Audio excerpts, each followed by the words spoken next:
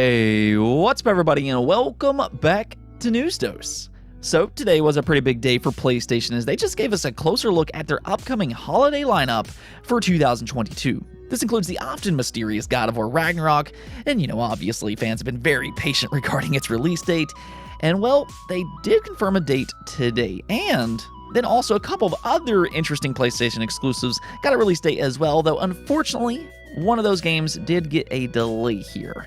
So not everything was just perfect, but still, we'll dive into all of that a little later on in the video. Also, Xbox teased a loaded lineup of games with still several unannounced titles, so we'll kind of take a look at that as well. First though, let's go over some of the quick news, starting off with Lollipop Chainsaw. We first talked about this game about a week or so back as this was teased last month, but it has now been officially confirmed with even more details. A Lollipop Chainsaw remake is indeed in development, and it's actually being planned to release in 2023. Now, we know how release windows work anymore, so just kind of pencil that in for the time being, but they did say that the remake for Lollipop Chainsaw will have a more realistic graphic style. That to me is really interesting considering the first game had more of this animated, cel-shaded art style, so in terms of visuals, Lollipop Chainsaw is going to look vastly different. They also noted that it will have different music this time around because licensing and all that stuff, you know how that works. They just can't keep the music that was in the original game, which actually does make a lot of sense. The original game has been stuck on the Xbox 360 and PS3 for years and years, probably because this exact issue. Xbox does have that backwards compatible program, and unfortunately, Lollipop Chainsaw, it just never really made the cut, even though it does have a bit of a cult following. So licensing might have actually been a big reason as to why. So it is really cool to see them find a way around that and just to kind of bring this game back. I don't think a lot of people were necessarily expecting it, but again, it does have a bit of a cult following, and I'm sure a lot of fans out there will be very excited for this remake, and it doesn't even seem like you're going to have to wait too long as that release window sticks for a 2023 release. Now also, there was a big rumor circulating last night that Nintendo was about ready to announce a brand new console. Those monthly Switch Pro rumors that goes around.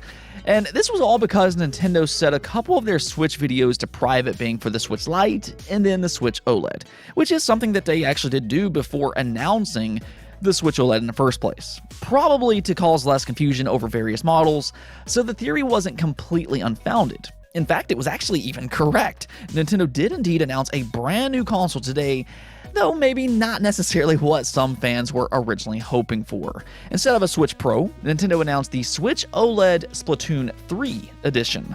This new edition will launch on August 26 for $360, so it will be $10 more than the standard Switch OLED, but I have to say the design itself, I'm really digging the vibe of this console. It has a lot of personality to it, as you'd expect with a Splatoon console.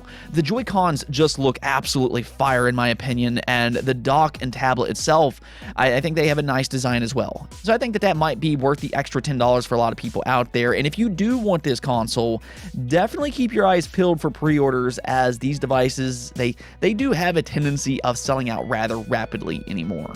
Welcome to the new generation of gaming, the land of scalping, I guess. However, Nintendo also announced a new Splatoon 3 Pro controller and a new carrying case. The Pro controller goes for $75, whereas the carrying case can be purchased for $25. Both will arrive on September 9th side by side with the launch of the game itself. Now, speaking of release dates, 3 big PlayStation console exclusives got release dates today, and their holiday lineup is really starting to come together, mainly because God of War Ragnarok finally, yes, finally, got its release date. All last month, there were rumors of an announcement, and it just didn't happen that way. But it does seem like there was some truth to them announcing its release date through a blog after all, because that's exactly what they did alongside a brief cinematic release date trailer. They posted a big blog over on their website confirming a November 9th, 2022 release. So there it is. If that's all you were looking for, you got it. But God of War Ragnarok is obviously a massive PlayStation exclusive, and to see it will indeed release later this year is nothing short of great news. There was a lot of concern out there that it was going to be delayed for a second year in a row, and in fact, there was even an outlet last month claiming that they had heard from their European sources that it was going to be delayed into 2023. So there was like this whole hysteria on if that was true or not. But the thing about that is that the director of Sony Santa Monica himself, Cory Barlog, was very persistent that it had not been delayed. Well, I guess he was telling the truth after all, and I'm sure he's probably very happy today that he no longer has to deal with the constant questions of when exactly God of War Ragnarok will release, or just the general toxicity that surrounded the release date of this game. I will say, though, I do think that the entire mess of rumors surrounding this game kind of exposed just how toxic the game community can be. And I do hope that fans, they try to be better than that in the future. I shouldn't have to say it, but it's really not okay to harass developers. Of course, though, God of War Ragnarok is getting various editions, including a standard edition for the PlayStation 4 and the PlayStation 5. Keep in mind that if you do purchase the PlayStation 4 version, you will need to pay an additional $10 to upgrade if you want to later get the PlayStation 5 edition with its enhanced features. This is the new policy for cross-platform PlayStation games, as Horizon Forbidden West was the last game to have that free PlayStation 5 upgrade. That should be well known by this point after last year's controversy, but in case you forgot, keep that in mind while deciding which version you want to purchase. There's also the Digital Deluxe Edition, which includes different armors and cosmetic items. Then there's the Collector's Edition, which comes with a replica figure, a couple of different carvings, a Dwarven dice set, and a steelbook case. Unfortunately, though, a physical disc is not included in this version. This is very similar to what they did with Horizon Forbidden West earlier this year, and I really don't like this trend of these collector's editions not having a physical disc included. I mean, I get it, because the PlayStation 5 digital and everything, but even then, I still don't like this trend as a collector myself, and I think for physical collectors, these collector's editions are a little less exciting for that reason. However, they did also announce one other edition here that has all that, plus a couple other items such as a vinyl record, a pin set, and also a map. So you will have plenty of options to purchase God of War Ragnarok later this year, though again, that right there is the big news, because they did confirm that November 9th, 2022 release date. Unfortunately, though, like I said before, not everything was perfect today, because shortly after confirming God of War's release date, Square Enix, well, they came out and delayed Forspoken once again. Forspoken was originally supposed to release on May 24th earlier this year, and then got pushed back to October 11th, but now has been pushed back an additional 3 months. It is now officially set to release on January 24th of 2023. So I guess Sony giveth us a game and then taketh away another game. In fact, they actually stated in the official statement that the reason for this delay was a strategic decision, and that all game elements are complete, and they'll just use the extra time to polish the game even further. I mean, I actually think that that's a very smart decision, because those holiday months are increasingly getting more and more crowded, including God of War Ragnarok, as we just talked about. And I think for a game like Forspoken, which is a high-budget game but still a new IP, it would be better served to release it in a quieter part of the year where it can stand out just a little bit more. So all things considered, I do think that it is a smart decision to push this game to January 24th as they did here. However, even though Square Enix delayed Forspoken, they did also confirm a release date for Valkyrie Elysium, which is another PlayStation console exclusive. We actually talked about this just yesterday, as a release date seemingly leaked out with the Japanese PlayStation Store, and that has since been confirmed. Valkyrie Elysium indeed is set to release for PlayStation on September 29th, and then on November 11th, it will release on PC via Steam. So it is getting a staggered release here, which is something that we did not know before. And even more interesting is that there will be a Digital Deluxe Edition. And if you get that edition on PlayStation, it will come included with a remastered version of Valkyrie Profile Lilith, which was originally a PlayStation Portable game. So that's actually a very welcome surprise, and if you were wondering, you can buy the remaster completely separate for $20. You do not have to get that Digital Deluxe Edition.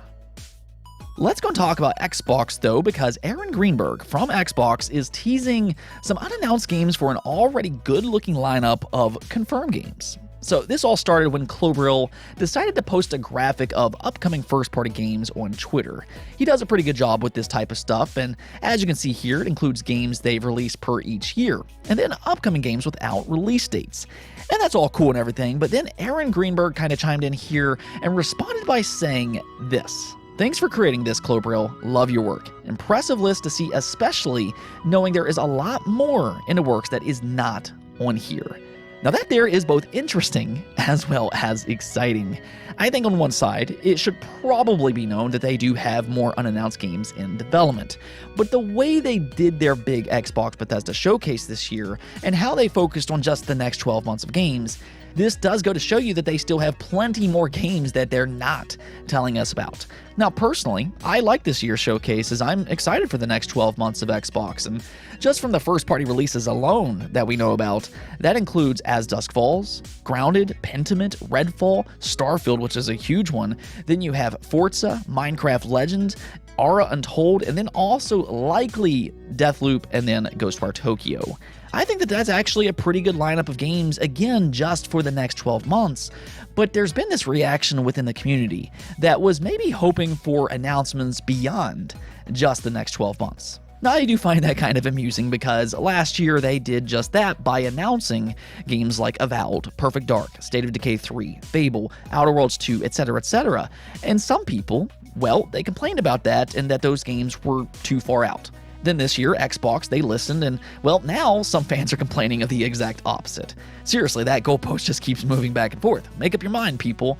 But nonetheless, for those that have been paying attention, Xbox does have a lot of unannounced games in development, as confirmed here by Aaron Greenberg himself. Which, that does make sense. They do have more than 20 studios by this point, plus they do have Xbox Game Studios Publishing, which works with third-party studios such as Kojima Productions, as an example. Several of their first-party studios are also working on multiple games, so they likely have around 40-some games in development. And that's not even including the possible Activision Blizzard acquisition. However, over the last couple years, I have seen some people kind of wonder, if they have all these different studios, where are the games? And you have to understand that it does take time to make games. Anymore, it's like 4 to 6 years for AAA games, and a lot of the studios that they acquired just ended development on their prior games, or they had to finish up a contract of a multi-platform game that they were already working on. So clearly, things do take time, but I'd say that over the next couple years, that's when you're probably going to start to see some of these acquisitions really pay off, such as Compulsion, Obsidian Entertainment, Ninja Theory, Playground Games, and even The Initiative. I'd say that we'll probably start to see them release their big games over the next couple years, and with that, we'll also be hearing a lot more about these games. I am curious about these unannounced games that Greenberg is teasing, though. I mean, when you start to think about it, they still do have a lot of studios that we don't know what they're working on. This includes Compulsion, The Coalition, NXL, Double Fine, and even id Software. Could id Software possibly be making another Doom game? I mean, maybe. But I think that what they should probably do is have another event this year that kind of focuses on some of those unannounced games as well. So we can kind of get the best of both worlds. Maybe they could do that at a place like Gamescom, or maybe even bring back their XO event. I think the problem right now is that we're kind of in this era where you don't have to just completely rely on a singular event of the year. I would like to see Xbox get to a point where they can have a little bit more events more often, maybe quarterly. I mean, if they really do have that many games in development, have a quarterly event where they could focus on different first-party games that they're working on, different third-party partnerships that they have, or even Xbox Game Pass games. I mean, you can have these Xbox Game Pass games in your events, and that'd be a great way to get the news out there. So a quarterly event for Xbox, I think, would be a good direction to take. Let me know what you all think about this, though. Would you like to see a quarterly showcase from Xbox, or are you happy with them just having that one big singular event every year right around June? Let me know in the comments below. Let's go and take a look at the poll of the day, though. We're asked you all, if Sony gets PlayStation 3 emulation to work on modern PlayStation consoles, will you then subscribe to PlayStation Plus Premium? And as you can see here, 29% of you did say that yes, you would subscribe, while 58% of you said no, this is still not enough. Now, a 29% increase, though, that's actually pretty good, and it goes to show you why Sony should try as hard as they can to get PlayStation 3 emulation working on these modern PlayStation consoles. I mean, as some of you all pointed out, having games like Metal Gear Solid 4, Infamous, Killzone, Resistance, and some of these other great PlayStation 3 titles just there, if you are subscribed, that is a great way to incentivize a service like this. So I do think that it would be in Sony's best interest to get PlayStation 3 emulation working on the PlayStation 5. As you can see here, that 29% increase, that is a significant amount of people that would be willing to try this. As for the other 58% of people, though, this is still the majority, and I think that there is definitely a reason for that. I still believe that locking backwards compatibility to the $120 premium service is a little much. I think that they should actually offer a completely separate tier that is cheaper, something similar to Nintendo Switch Online that's like $50. I think that would be a lot more attractive, but one thing about PlayStation Classics is that they aren't necessarily just locking these games behind a subscription service. You can buy these games separately, and I imagine that will be the case for PlayStation 3 games as well if they do find a way to get those working on modern PlayStation consoles. So I think for a lot of people out there, they might just try to purchase these separately, but nonetheless, I mean, it's still an incentive to get that PlayStation Plus premium service. Anyways, though, that's it for this episode, but if you like the video, don't forget to bell notification and subscribe button for more content just like this. Also, if you'd like to support the channel through Patreon, thank you for making this content possible. Peace out.